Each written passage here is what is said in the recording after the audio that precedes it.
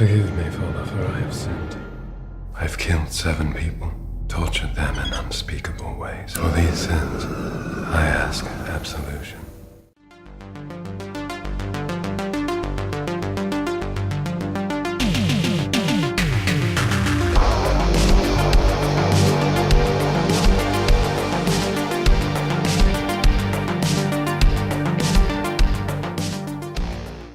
We are talking about the psychological horror movie, The Basement. This one is directed by Brian M.Conley and Nathan Ives. And it's actually a kind of, somewhat of a character piece, first and foremost. So the story here focuses on this popular musician. And him and his wife are enjoying a nice kind of evening together.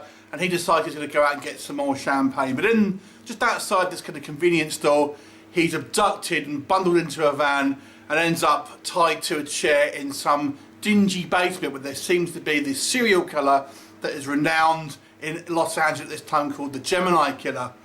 And so this guy basically has a variety, seemingly has a kind of a variety of different kind of personalities that ultimately come out, and is essentially a battle of wits between the captive and the capturer, the kidnapper.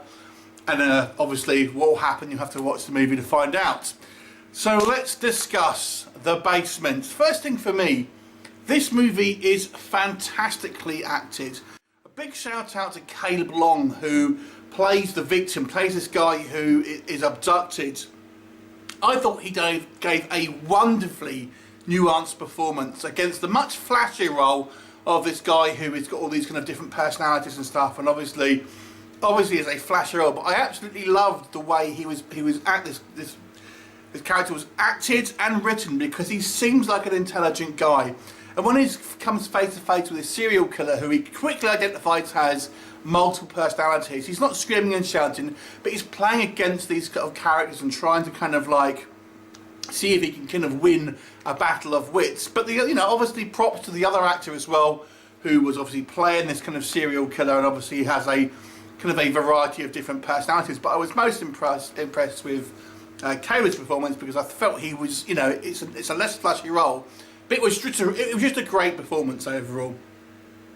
This movie is quite a clever film, but I don't think it'll be for everyone, because 90% of this movie is essentially 2 guys sitting opposite a table and having discussions with various kind of personalities, and that is literally 90% of this movie. Now, when I was watching this film, we had this kind of like this subplot that involves this character's wife, played by Mischa Barton, who is probably the big name here, and her scene seems superfluous.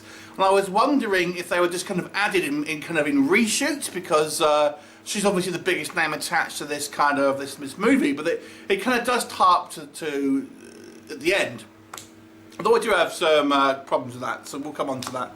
But nonetheless, this is a wonderfully acted kind of character piece that almost could be a play, I feel, because there's no kind of flashy set pieces here.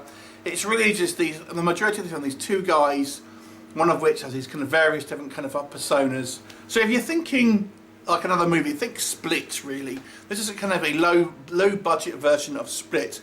I don't know if I quite bought the changing personalities as much as McAvoy's performance in Split, but nonetheless, this is a good lower budget film. Here's another thing. This has actually got some of the most hardcore gore in it, I would say. Maybe not gore, but certainly one of the most brutal scenes I think you'll see in a modern independent movie. It is brutal. You'll know when you see it, but let me just say, it's going to make you feel rather uncomfortable.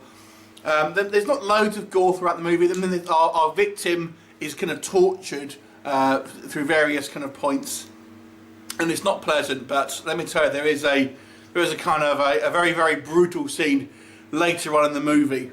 And I've got to say, I enjoyed the battle of wits between them. It's actually quite a clever film, the way it all wraps up. Do I have some problems with this movie? Well, not many, to be fair. Like I said, I don't think the guy who's playing his multiple personalities maybe was quite as strong as our I guess you want to say, protagonist. He's good, but you know, I don't think he's as good, and especially if you can compare this to Splits and, like I've said, McAvoy's performance in that movie. It's good, but doesn't quite go up to that standards. And you feel maybe some of these personalities are a little contrived. It does kind of make sense. They kind of follow a timeline, so I thought that was quite good. There is a plot hole here, I feel.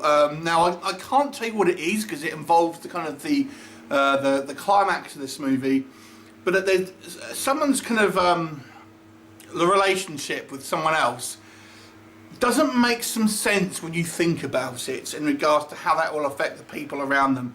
That's all I'll kind of say without kind of spoiling anything, but to me, that had a few question marks about, hang on a second, that doesn't quite make sense.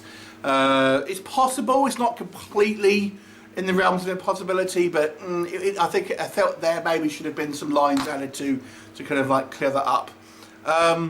If you want to know what I'm talking about, I'll talk it in the comments in the description box or whatever, but other than that, I feel it maybe is a little bit slow at times. It does have this one setting. It is maybe gets kind of a little bit kind of tiresome after a while because you are kind of seeing very similar scenes one after another, and you don't really kind of have this kind of like this break really. So it kind of just gets a little bit samey.